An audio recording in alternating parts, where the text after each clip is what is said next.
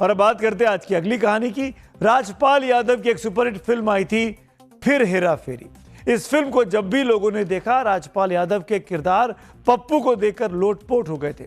इसी फिल्म में उनका एक डायलॉग था, भाई पैसा हो तो क्या हो, भाई पैसा हो तो क्या क्या नहीं हो सकता।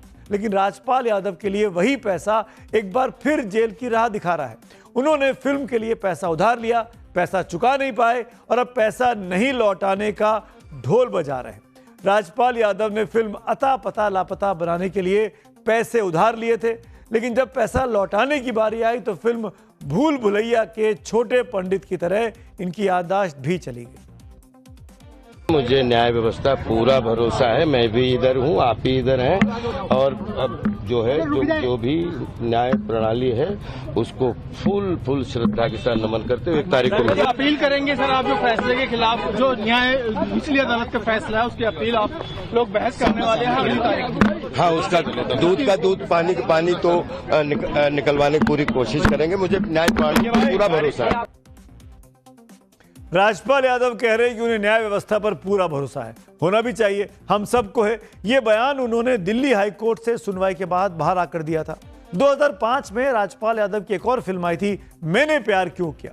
इस फिल्म में राजपाल खुद को दिव्यांग बताकर धोखा देते नजर आते हैं और असर जिंदगी में भी उन पर अब 420 के आरोप लग गए हैं। राजपाल यादव 150 से ज्यादा फिल्मों में काम कर चुके एक जाने माने अभिनेता है।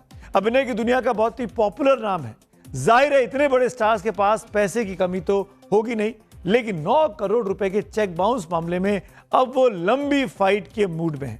कह रहे हैं कि जब मैं जेल की सजा काट चुका हूं तो फिर पैसे क्यों वापस दूं। ऐसे में सवाल यह है कि अगर राजपाल यादव पैसे नहीं चुकाते तब क्या होगा, क्या वो एक बार फिर से जेल जाएंगे। इस पर कानून के जानकारों की क्या राय है, सब कुछ आपको बताएंगे, लेकिन पहले आप इस पूरे केस को बारीकी से एक बार फिर याद कर लीजिए। दरअसल राजपाल यादव ने मुरली प्रोजेक्ट्स प्राइवेट लिमिटेड को 9 करोड़ रुपए वापस करने हैं। इस मामले में राजपाल यादव के खिलाफ 2 केस दर्ज है, एक सिविल का और दूसरा क्रिमिनल का। सिविल केस में राजपाल यादव 3 महीने की जेल काट चुके हैं, जबकि चेक बाउंस केस में उनके खिलाफ नेगोशिएबल इंस्ट्रूमेंट्स एक्ट के तहत केस क्रिमिनल चल रहा है। ये पूरी जानकारी शिकायतकर्ता के वकील SK शर्मा दे रहे हैं। आइए आगे बढ़ने से पहले उनको सुन लेते हैं। जब हमने केस फाइल किए थे एज कंप्लेंट की तरफ से, मुरली प्रोजेक्ट की तरफ से, तो 2 केस फाइल हुए थे। एक सिविल रिकवरी का केस फाइल हुआ था और एक NI एक्ट का केस फाइल हुआ था, चेक बाउंसिंग का। सिविल केस में ऑलरेडी डिग्री हो गई थी और डिग्री होने के बाद एग्जीक्यूशन में क्योंकि उन्होंने पेमेंट नहीं दी तो उनको 3 महीने के लिए जेल भेज दिया था। क्रिमिनल केस अलग केस है जो कि चल रहा है, वो जिसकी अब फाइनल हियरिंग 1 अप्रैल को होगी। राजपाल यादव भागमभाग फिल्म में उस गुल्लू ड्राइवर की तरह हो गए हैं जो अपने मालिक से बचने के लिए छिप जाते हैं। यहां भी जब उधार चुकाने की बारी आई तो राजपाल यादव गुल्लू के रियल रोल में दिखाई दे रहे। हालांकि अब उनके पास 2 ऑप्शन है। पहला ऑप्शन है कि वो कोर्ट के आदेश पर अपनी देनदारी चुका दें और दूसरा ऑप्शन ये है कि वो इसे लेकर अपनी कानूनी लड़ाई लड़ें। कानून के मुताबिक उनके सामने दोनों रास्ते इस वक्त खुले हुए हैं। कोर्ट ने भी उन्हें यही ऑप्शन दिया है, पैसे चुकाओ या केस लड़ो।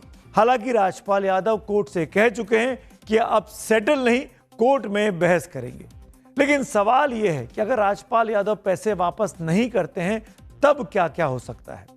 पहले बात करते हैं सिविल केस की। इस केस में राजपाल यादव 3 महीने की जेल काट चुके हैं। ऐसे में अब कोर्ट उनके एसेट्स यानी प्रॉपर्टी को अटैच कर उसको बेचकर वसूली कर सकता है। और बात क्रिमिनल केस की करें तो राजपाल यादव के 7 चेक बाउंस हुए हैं। चेक बाउंस होने पर धारा 138 NIA एक्ट के तहत क्रिमिनल केस चलता है। इसमें अधिकतम 2 साल की सजा का प्रावधान है। अदालत चेक की राशि का दोगुना भुगतान करने का आदेश दे सकती है और कोर्ट के पास यह अधिकार भी है कि वो जुर्माने के साथ साथ जेल की सजा भी सुना सकती है। यानी राजपाल यादव के अच्छे दिन अभी नहीं आ रहे हैं। दरअसल राजपाल यादव को अब 10 करोड़ 40 लाख में से 6 करोड़ 15 लाख रुपए अभी चुकाने हैं। इस मामले की अब 1 अप्रैल को सुनवाई होगी। तब तक कोर्ट ने राजपाल यादव को अंतरिम जमानत दी हुई। क्या स्थिति बनेगी अगर वो पैसा नहीं लौटाते?